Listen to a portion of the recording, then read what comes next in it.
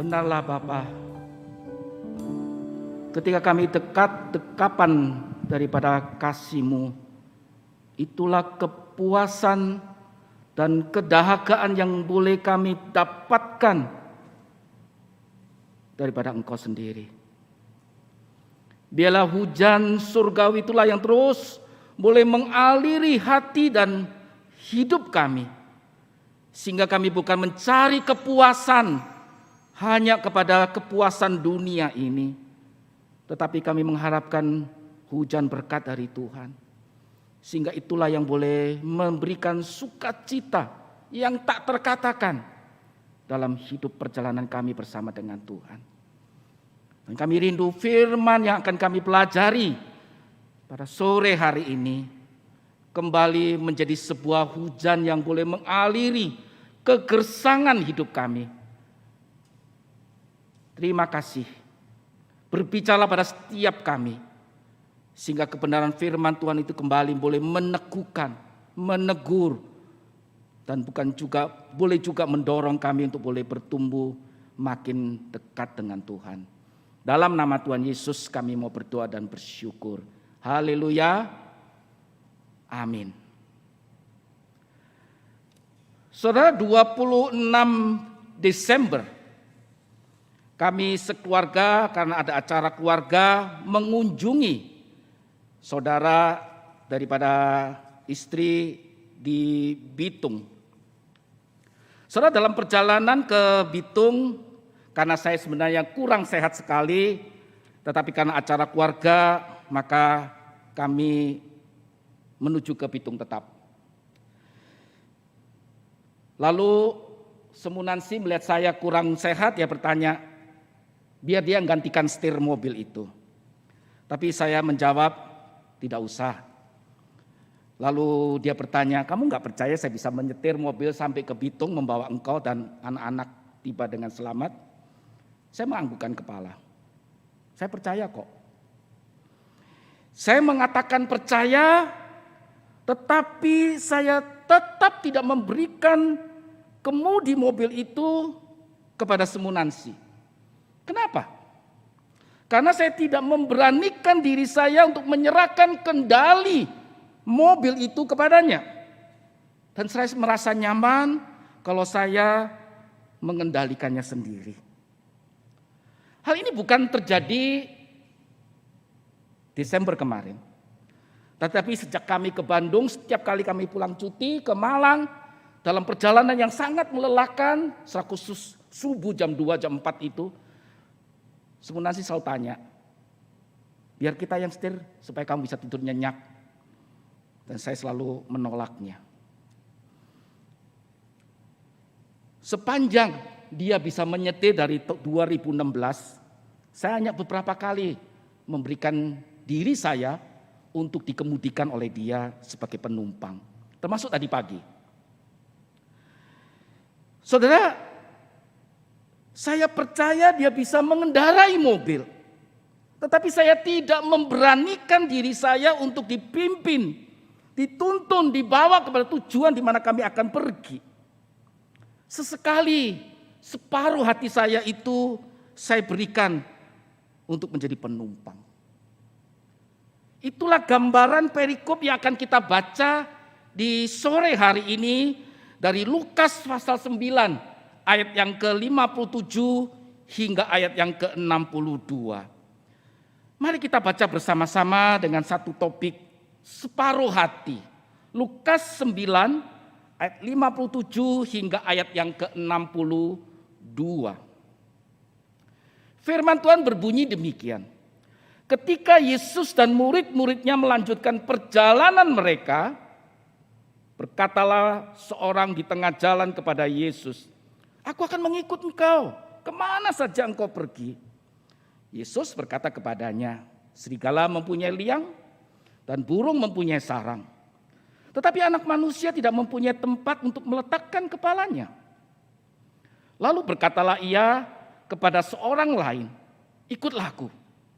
Tetapi orang itu berkata, "Izinkanlah aku pergi dahulu menguburkan Bapakku."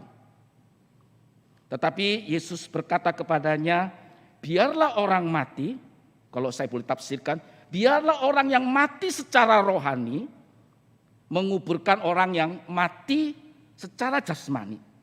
Tetapi engkau pergilah, beritakanlah kerajaan Allah di mana-mana.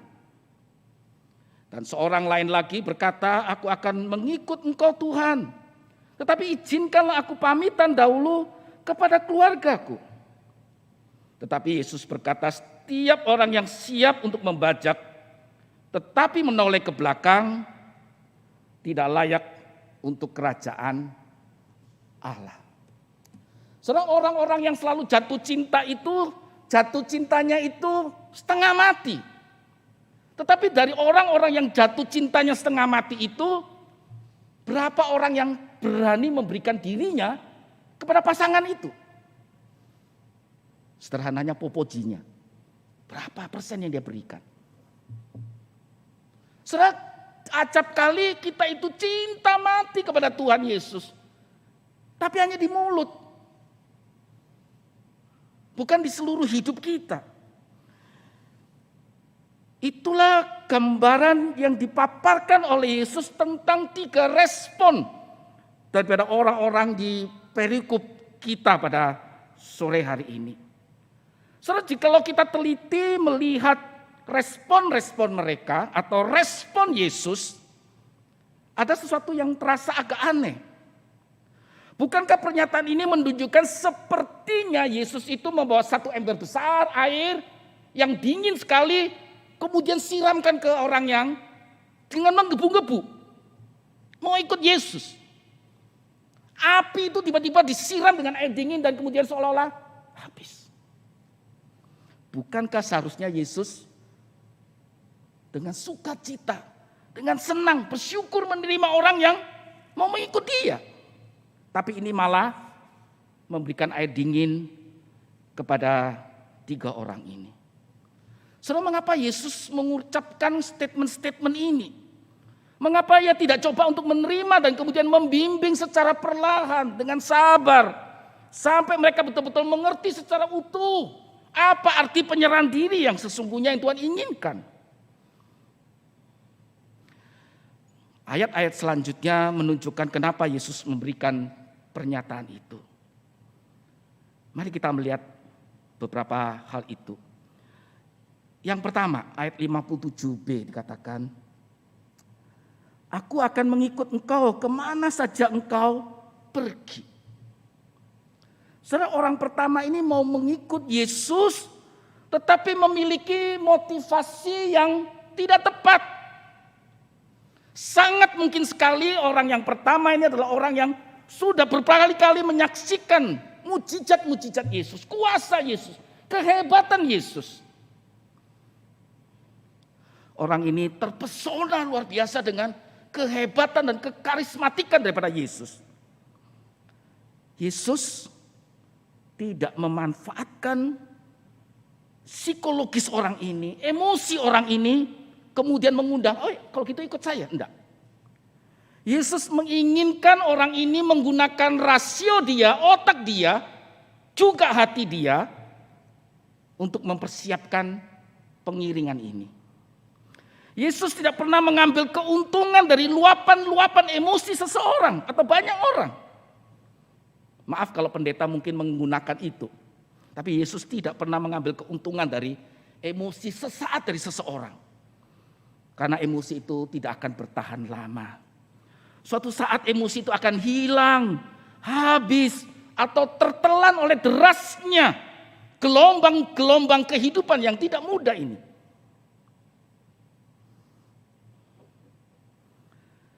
Saudara, memberi diri untuk menjadi murid Yesus bukan sekedar sebagai seorang follower, subscriber, ikut like. Ya, bukan. Saudara, ini zaman kena pandemi, semua orang banyak subscribe. Ya, berlangganan dengan YouTube-nya orang-orang yang kita sukai. Kalau cocok dengan kebutuhan saya, keinginan saya akan tonton. Kalau enggak, maaf, saya enggak akan buang-buang waktu, buang kuota, buang emosi di bagian itu. Ngapain? Kalau enggak cocok dengan saya ngapain? sediakan semuanya itu untuk itu. Akibatnya apa? Akibatnya kita hanya menjadikan Yesus sesuai dengan keinginan saya. Kalau Yesus tidak membahayakan usaha saya akan ikut. Kalau Tuhan Yesus tidak kemudian mengotak-atik keluarga saya akan ikut. Maaf kalau Tuhan tidak mencampuri atau terlalu kepo dengan hobi saya, bahkan mungkin dosa-dosa saya akan ikut Tuhan. Saudara, kita ikut Yesus karena motivasi yang salah. Orang kedua, dalam ayat yang ke-59b, berbunyi demikian.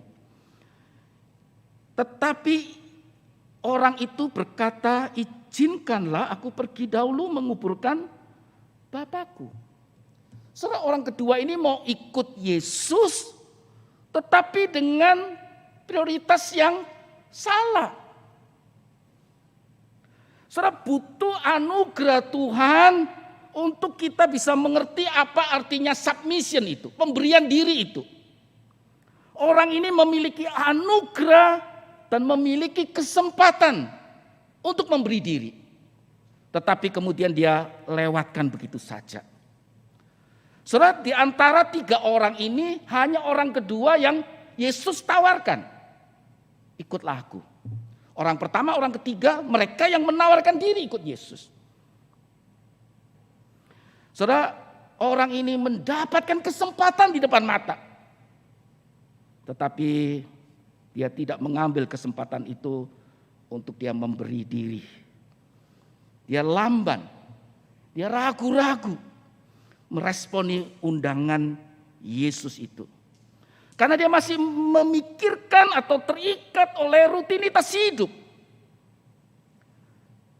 Saudara, penundaan tak jarang men-skip atau meminggirkan, mengabaikan kesempatan-kesempatan yang seringkali mampir dalam hidup kita. Mengaburkan kesempatan kita, mengaburkan prioritas utama dalam hidup kita dan menggantikan dengan hal-hal yang mendesak. Seolah-olah kematian orang tua yang di depan mata, nggak tahu itu setahun, 1 bulan, atau 1 minggu, bagi dia itu prioritas yang utama. Banyak hal kita lewati karena penundaan demi penundaan, karena hal-hal yang mendesak dalam hidup kita. Kerjaan di kantor, urusan keluarga, pergumulan-pergumulan kita pribadi. Saudara, selama engkau dan saya masih hidup, hal-hal mendesak itu tidak akan pernah lenyap ketika kita meninggal. Hal-hal mendesak itu tidak akan pernah berhenti kalau kita tidak berniat untuk memprioritaskan hal itu. Saudara, dalam channel YouTube saya itu saya tuliskan satu topik 2 minggu lalu. Di mana kursi goyangmu? Sebuah renungan yang saya ingin mengingatkan saya dan saudara-saudara dalam channel saya itu, seringkali kita mengabaikan hal yang utama. Relasi kita dengan Tuhan. Saudara, resolusi tahun baru bukan sekedar kita mau ini, mau itu. Saya mau baca Alkitab, saya mau ini, bukan. Tetapi yang utama, adakah relasi itu, satu waktu kita itu bersama dengan Tuhan itu kita niatkan. Untuk kita mau setiap pagi cari Tuhan. Bukankah pagi-pagi kita bangun sudah bingung. Mau kerjaan ini tertunda. Ini belum kita lakukan, ini belum kita lakukan. Kita harus masak ini, masak itu dan sebagainya. Hal yang mendesak itu kemudian men-skip, meminggirkan yang utama dalam hidup kita. Bapak Ibu yang dikasihi Tuhan Yesus, mohon anugerah Tuhan. Bukan hanya sekedar mohon anugerah Tuhan, tapi kita boleh mengambil kesempatan itu. Dan tidak menunda dalam hidup kita. Respon yang ketiga dalam ayat 61b. Dikatakan, aku akan mengikut engkau Tuhan, tetapi izinkanlah aku pamitan dahulu ke keluargaku. Tapi Yesus berkata, setiap orang yang siap membajak tetapi menoleh ke belakang. Saudara, orang ketiga ini ingin mengikut Yesus tetapi dengan sebuah pengabdian yang keliru. Kata kunci, kata jawaban Yesus adalah, jikalau engkau menoleh ke belakang, engkau tidak layak untuk kerajaan Allah. Kata ini mencerminkan orang yang tidak memiliki fokus. Semua orang diikuti, semua kegiatan diikuti, semua aktivitas diikuti. Ketika kita tidak fokus, akan terlalu banyak pertimbangan. Akan banyak hal yang melelahkan hati kita. Pikiran kita menjadi bercabang.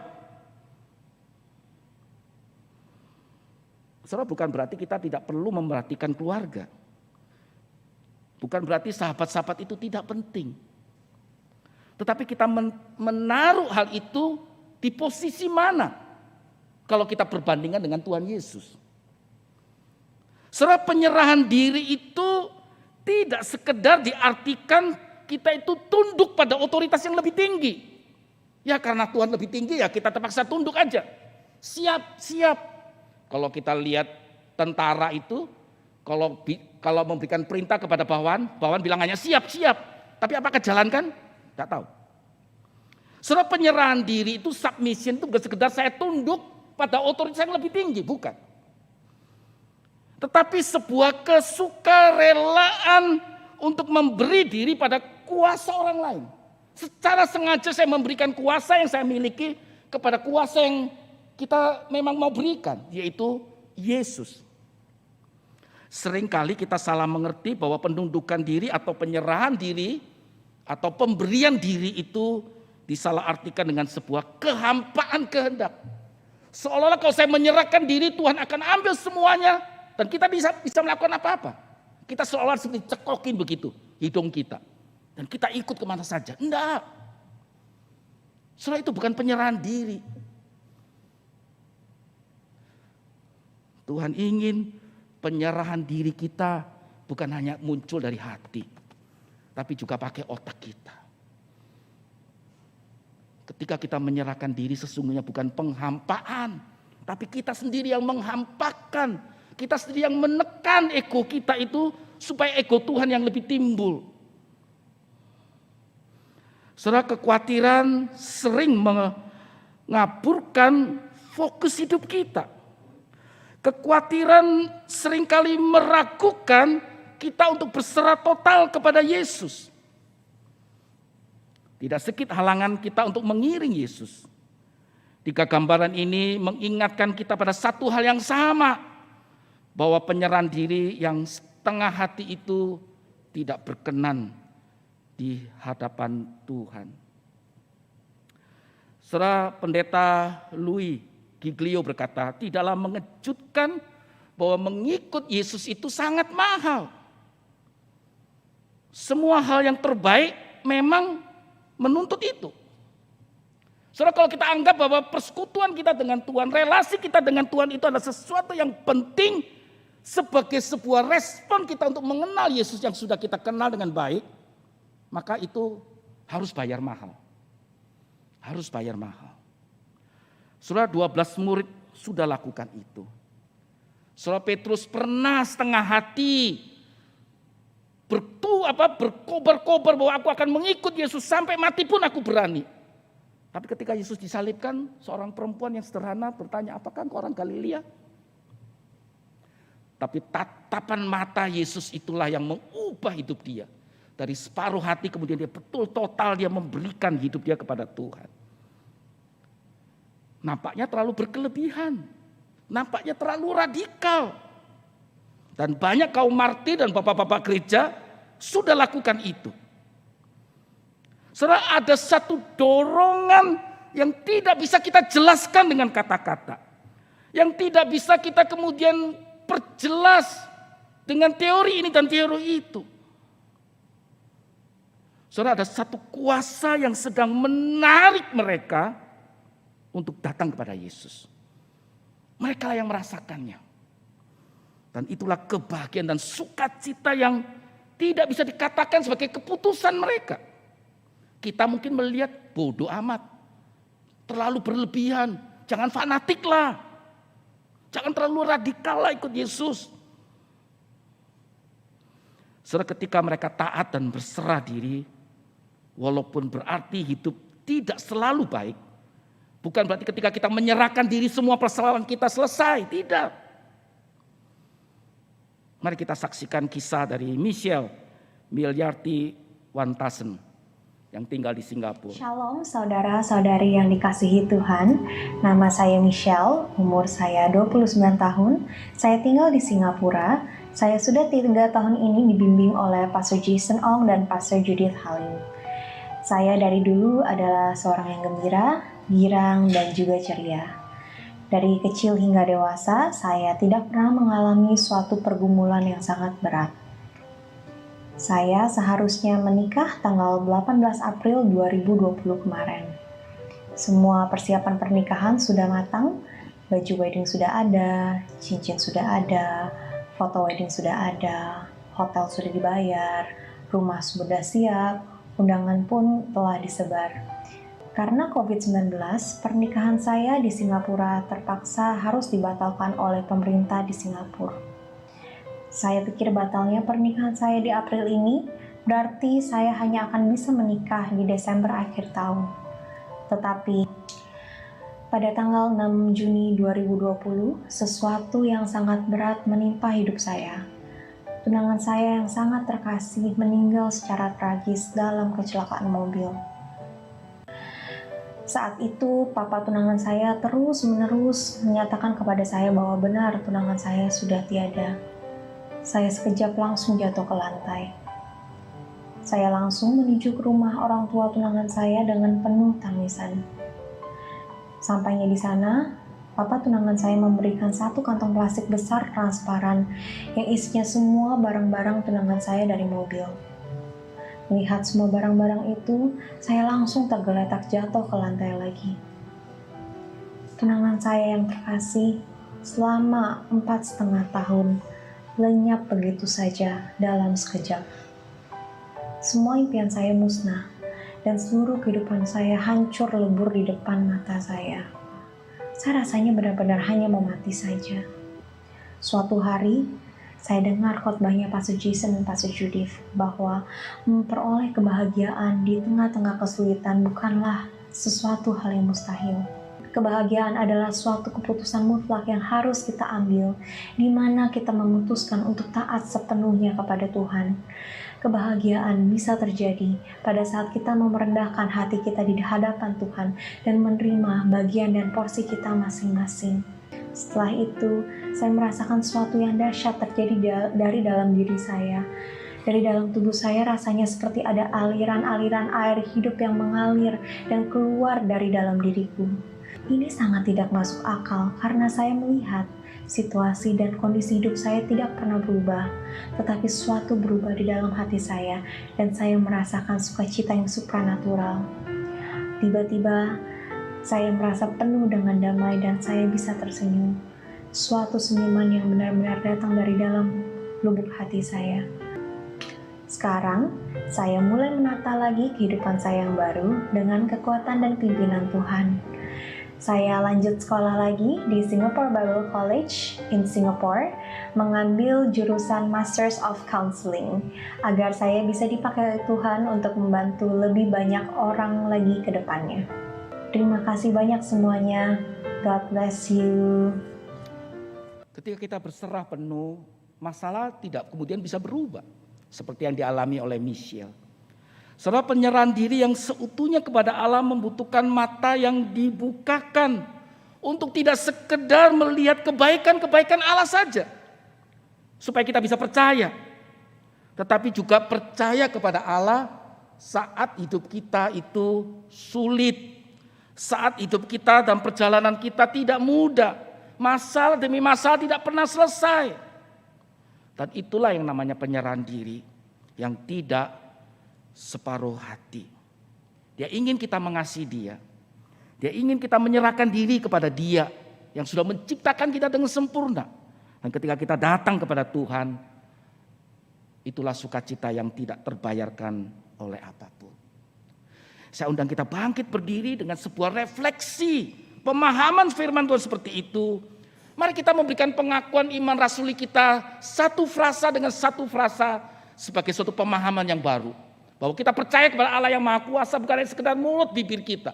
Tapi kita tahu memang Allah berkuasa memimpin, memberkati hidup kita.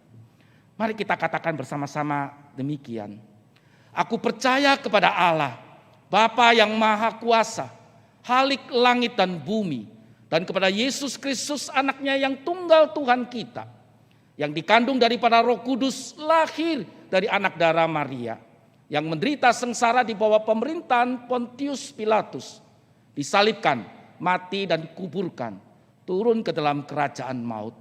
Pada hari yang ketiga bangkit pula dari antara orang mati, naik ke surga, duduk di sebelah kanan Allah, Bapa yang Maha Kuasa. Dan dari sana ia akan datang untuk menghakimi orang yang hidup dan yang mati. Aku percaya kepada Roh Kudus, gereja yang kudus dan am, persekutuan orang kudus, pengampunan dosa, kebangkitan tubuh dan hidup yang kekal. Amin. Dengan tetap berdiri, musik akan dimainkan dengan lembut untuk mengiringi refleksi kita sebelum kita berdoa bersama-sama. Seberapa jauh penyerahan dirimu dan penyerahan diri saya kepada Tuhan. Mungkin sepulang dari gereja ini kita berkobar-kobar. Tuhan, saya mau ini, lakukan itu. Tetapi ingat, banyak aktivitas rutinitas yang seringkali mendesak kerinduan kita. Dan kita berserah kepada Roh Kudus itulah. Biarlah Dia mampukan terus. Selalu boleh menggelisahkan hati kita ketika kita belum melakukan apa yang Tuhan inginkan dalam hidup kita.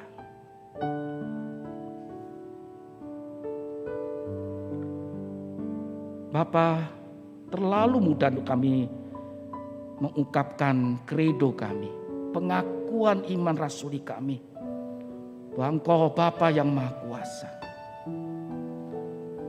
Tetapi acap kali kaki kami, diri kami berjalan dengan kekuatan dan kuasa kami sendiri. Dengan hikmat kami. Kami percaya kepada Yesus Kristus yang sudah mati untuk kami. Tetapi berapa hati dan diri kami yang mau mati untuk Engkau yang sudah mati untuk kami. Mungkin masih terlalu kecil ya Tuhan. Kami percaya kepada Roh Kudus. Tetapi apakah kami selalu terus berdoa supaya Roh Kudus terus menggelisahkan kami, mengingatkan kami, memberikan kepekaan kepada kami.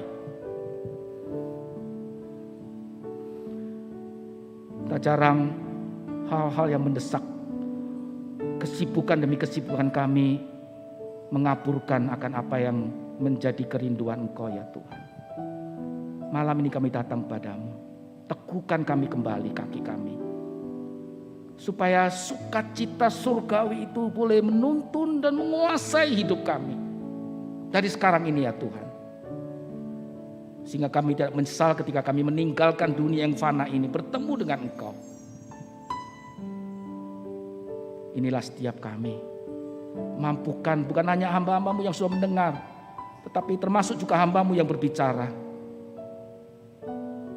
Hanya di dalam nama Tuhan Yesus kami mau berdoa dan bersyukur. Haleluya.